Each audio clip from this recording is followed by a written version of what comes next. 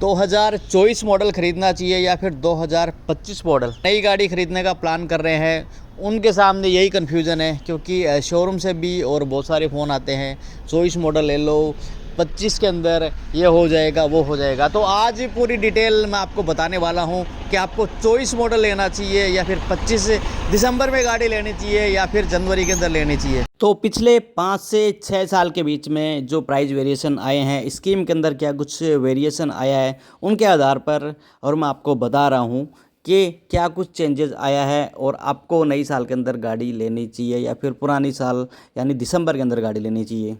अब नई गाड़ी के अंदर सिचुएशन दो तरीके की बनती है।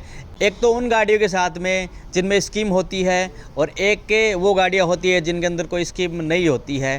तो दोनों के बारे में जानते हैं। तो सबसे पहले जिन गाड़ियों के अंदर स्कीम होती है वो गाड़ी आपको लेनी चाहिए या नहीं लेनी चाहिए। तो सबसे पहले मैं आपको बता देता हूँ, जिन गाड़ियों के अंदर अच्छी खासी स्कीम है, 40 से 50 हज़ार रुपये तक की स्कीम है, तो वो गाड़ी भी आपको नहीं लेनी चाहिए।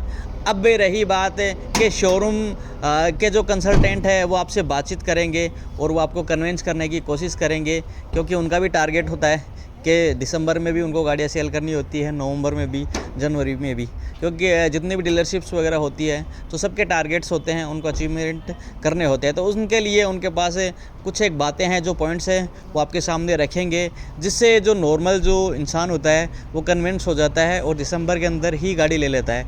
लेकिन जस्ट उसके बाद में जनवरी के अंदर वो अगर कंपैरिजन करता है तो उसको यही होता है कि भाई मुझे गाड़ी जनवरी में ले लेनी चाहिए थी। तो अब जो शोरूम का जो कंसल्टेंट है वो आपको 3 से 4 तरीके की बात बोलेगा। जो नॉर्मल जो अगर आप गाड़ी का प्लान कर रहे हो या फिर उनके पास में इंक्वायरी आपकी चल रही है, बातचीत हो रही है, तो सबसे पहले बातचीत वो आपके सामने ये रखेगा कि सर आप दिसंबर के अंदर गाड़ी ले लीजिए, क्योंकि नई साल के अंदर हमेशा की तरह इस बार भी गाड़ी की रेट बढ़ेगी। और वो आपको यही बोलेगा कि 50 हज़ार से नीचे की तो बात करेगा भी नहीं कि ये देख लीजिए 40 से 50 हज़ार रुपये बढ़ेंगे। न्यूज़पेपर में भी ऐसी और ख़बर सर्कुलेट होती है कि 50 हज़ार रुपये तक की प्राइस बढ़ने वाली होती है, क्योंकि वो अप्रोक्स लिखते हैं और ये श्योरिटी नहीं है कि इतनी प्राइस बढ़ेगी या नहीं बढ़ेगी। लास्ट टाइम की बात करें तो 50 हज़ार तक की का और बताया गया था कि 50 हज़ार तक प्राइस बढ़ेगी।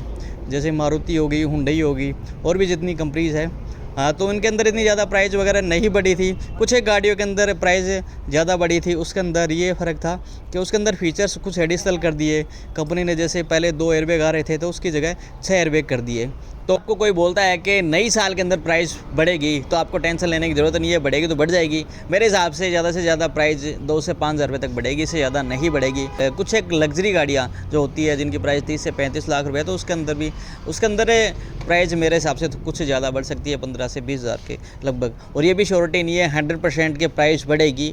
आपको भ्रमित किया जाएगा न्यूज़पेपर्स वगैरह की कटिंग्स वगैरह दिखा के कि प्राइस बढ़ेगी, ये देखो। लेकिन आपको कन्फ्यूज़न नहीं होना है। आपको स्पेशली यही ध्यान रखना है कि आपको नई साल के अंदर ही गाड़ी लेनी है। दूसरी चीज़ ये है कि स्कीम्स वगैरह अभी आपको दिसंबर के अंदर लोग यही बोलेंगे कि दिसंबर के अंदर आप देखिए कि बहुत अच्छी स्कीम आती है। पिछले कई सालों से अच्छी स्कीम आ रही है, जनवरी के अंदर वो पूरी की पूरी ख़त्म हो जाती है। जैसा कि मैं आपको बताता हूँ कि किसी गाड़ी के अंदर 50 हज़ार रुपये की स्कीम चल रही है, अगर आपको कंसल्टेंट ये बोलता है कि 50 हज़ार की स्कीम जनवरी के अंदर ख़त्म हो जाएगी, तो वो आपसे झूठ बोल रहा है। क्योंकि ऐसा आज तक के इतिहास में कभी नहीं हुआ कि दिसंबर के अंदर 50 हज़ार रुपये की स्कीम चल रही हो, वो जनवरी के अंदर आते ही ज़ीरो हो जाएगी।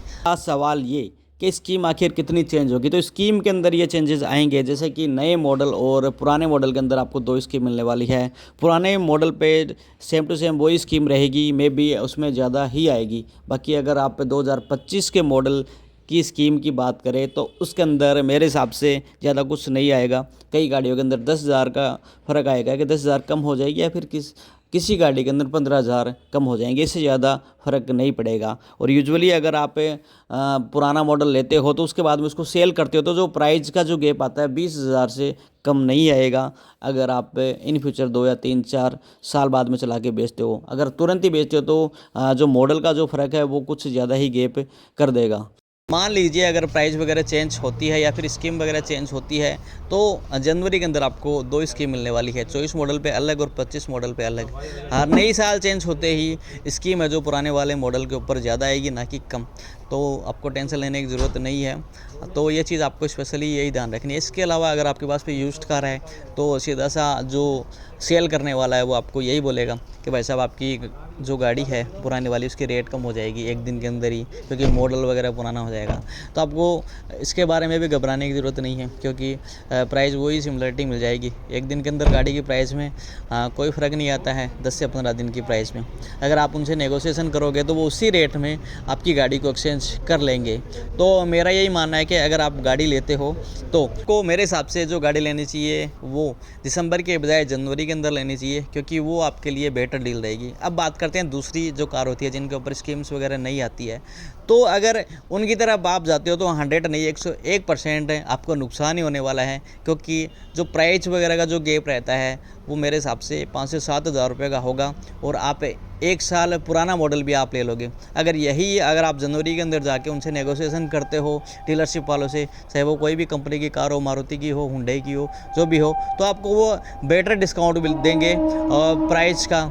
और जहाँ तक हो आपको 2025 का ही मॉडल लेना है, चाहे कोई भी कंपनी की गाड़ी आप लो। इसके अलावा स्कीम्स वगैरह है वो ओनली दिखावा है, और जनवरी के अंदर भी सेम स्कीम आपको मिलेगी। अगर स्टॉक अगर ख़त्म नहीं होता है तो एक चीज़ हो सकती है कि भाई आपको स्टॉक ना मिले, लेकिन स्कीम है वो सिमिलर ही मिलने वाली है।